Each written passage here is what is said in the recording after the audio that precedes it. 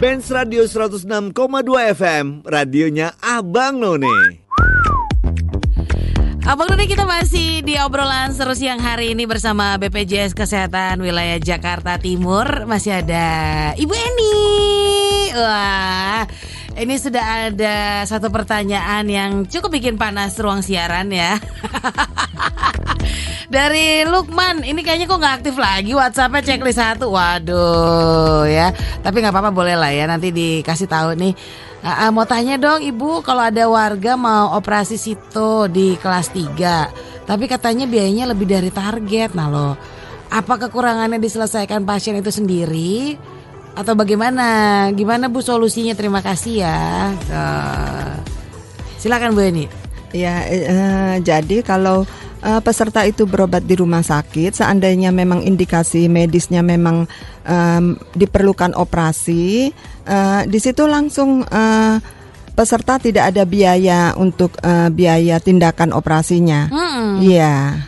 Ini mungkin kalau lebih dari target mungkin selisih kamar mungkin ya. Ya. Mungkin bisa jadi karena selisih kamar. Jadi ada juga tindakan yang mungkin disesuaikan dengan kamarnya. Itu semua dihitungnya secara total. Secara total, ya, bukan nanti, per item ya. Iya, jadi nanti peserta membayar selisih yang menjadi kewajibannya. Oke, dan itu dibayar sendiri. Iya.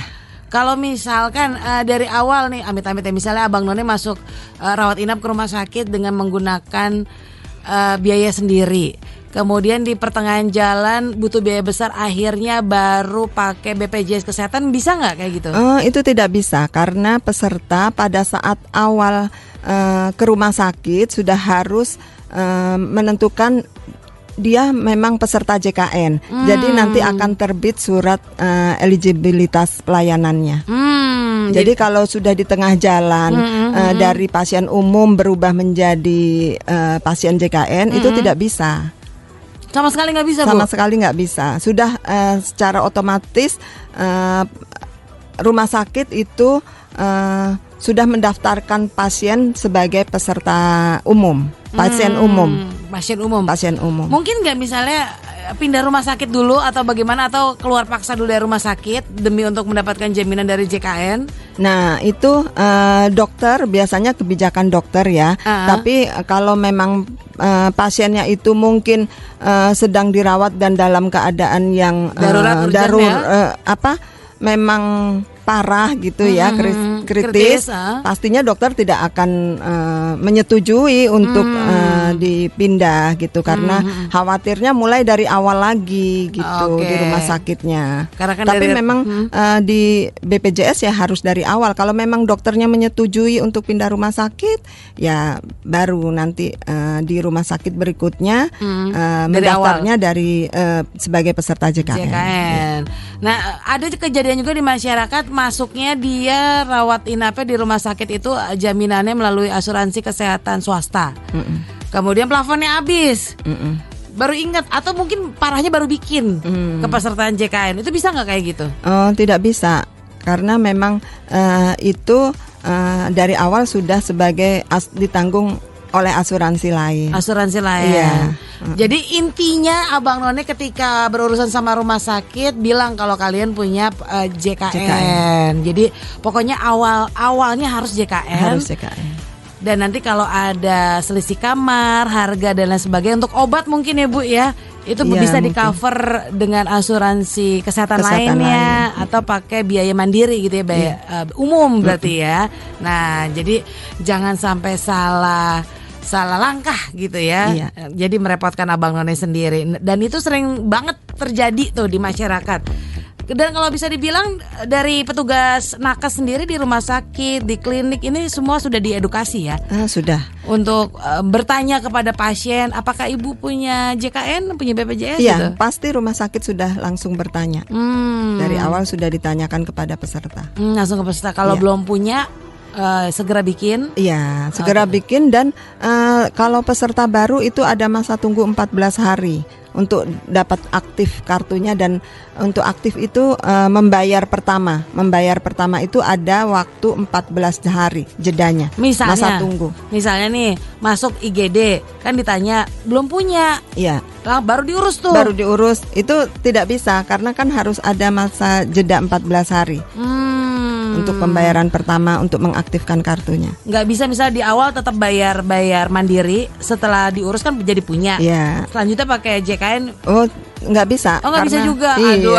Aduh. Karena di rumah sakit sudah terdaftar sebagai pasien umum berarti. Oke ya. Jadi Abang None jangan tunggu sakit baru bikin kartu JKN BPJS Iya. Kesehatan. Bikin dari sekarang karena investasi kesehatan kita nggak pernah tahu ya.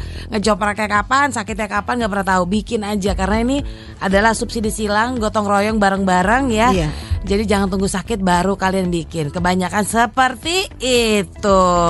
Nih hampir di penghujung, tapi sebelumnya nih Abang None, Pak Busmu juga penasaran nih.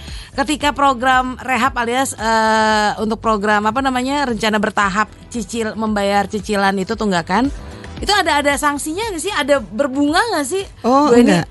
Kita di sini tidak ada bunga. Ya itu seandainya peserta tadi tidak membayar di bulan yang seharusnya dia bayar, itu nanti sistem akan mengakumulasi tunggakannya. Ya, tapi tidak ada bunga di situ. Oh ya udah flat, misalnya kalau kelas 3 kelas 3 35.500, kelas 2 berapa Bu? 100 100.000. 100.000 bisa nunggaknya sampai Agustus. Bulan September ini nunggak lagi ya udah nambah gitu aja Iya, ya. nambah. Nggak ada bunga, emang kayak nyicil daster nambah. Sehari berjalan nambah 1.000. Ya Allah cicil daster, nggak ada Abang None ya. Terus kalau yang udah tersistem auto debit kayak Pak Busma kan auto debit tuh. Iya. Daftarin di bank pokoknya setiap tanggal 5 otomatis langsung bayar gitu. Terdebet. Tuh ada cicilan kayak gini nih, itu gimana tuh tahapannya? Untuk program rehab ini, untuk peserta yang sudah terdaftar auto debit, kami sudah terkoneksi. Jadi secara otomatis nanti sistem auto debit akan mendebet sesuai dengan di banknya Bang None ya. Iya, di bank mereka mendaftarkan auto debit sesuai dengan jumlah cicilan yang memang seharusnya dia bayarkan setiap bulannya.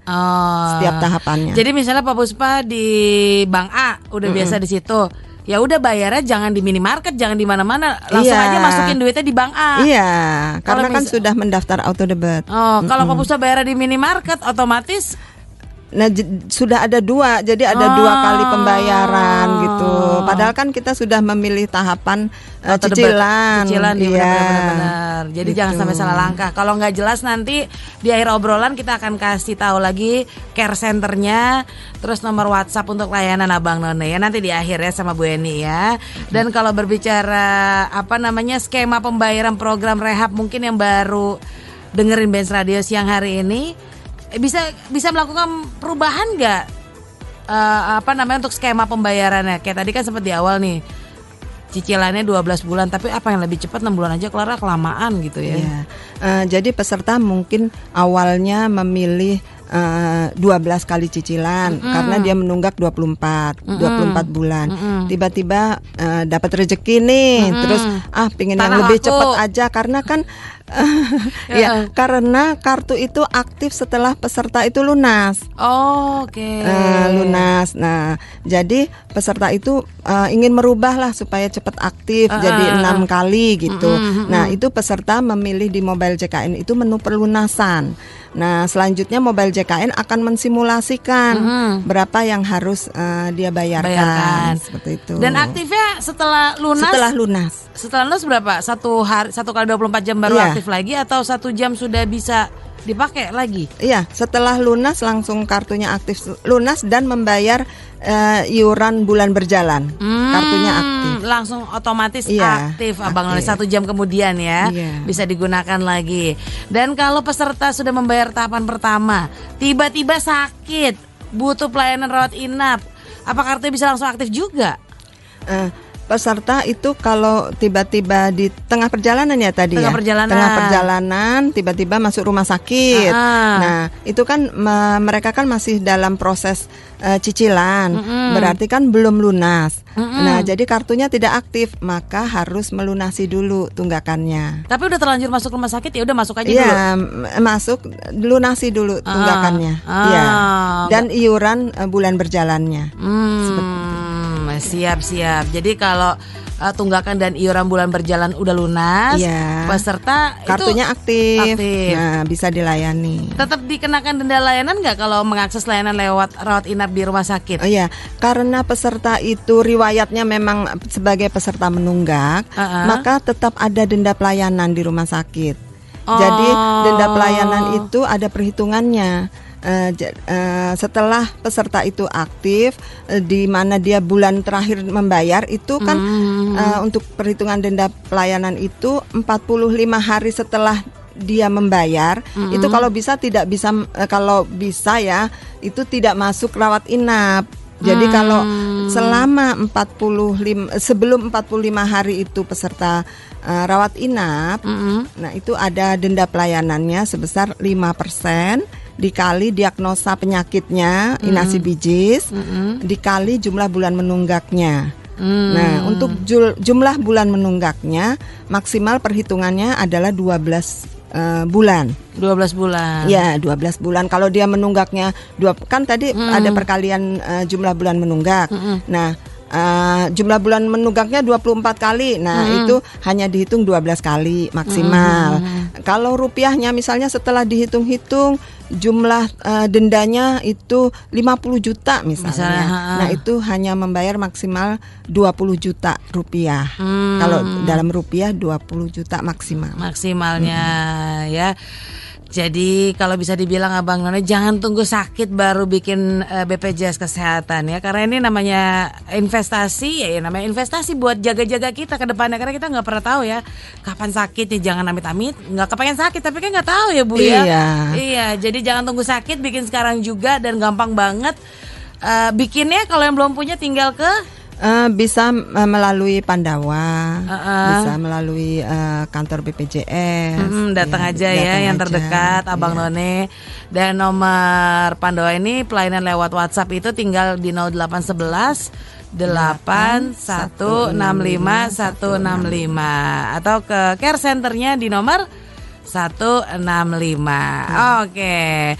Di penghujung obrolan kita siang hari ini nih Ibu Eni, ada lagi yang mau disampaikan ke Abang None ini terkait dengan pembayaran, tunggakan dan lain sebagainya. Silakan Bu Eni. Iya, untuk peserta JKN kami menyarankan untuk rutin membayar iuran. Kalau bisa sih tanggal 1 sampai dengan tanggal 10 di bulan berjalan supaya kartunya tetap aktif. Nah, seandainya pun saat ini ada tunggakan, manfaatkanlah kesempatan program rehab ini untuk dapat mengakses pelayanan. Kalau kartunya aktif kan kita langsung bisa mengakses pelayanan di rumah sakit. Iya, itu saja. Itu aja ya. Itu siap aja. Sekali lagi kalau ada keluhan, ingin bertanya kurang jelas, sekali lagi di nomor Care Center 165 atau di nomor WhatsApp-nya BPJS Kesehatan di 0811 8165 165 ya. Iya, betul. Siap. Terima kasih banyak Ibu Eni untuk penjelasannya siang hari ini ya. Semoga sehat selalu, berkah selalu ya. Salam buat teman-teman di BPJS Kesehatan semua ya. Sampai ketemu. Assalamualaikum. Waalaikumsalam warahmatullahi wabarakatuh. Salam sehat. Amin.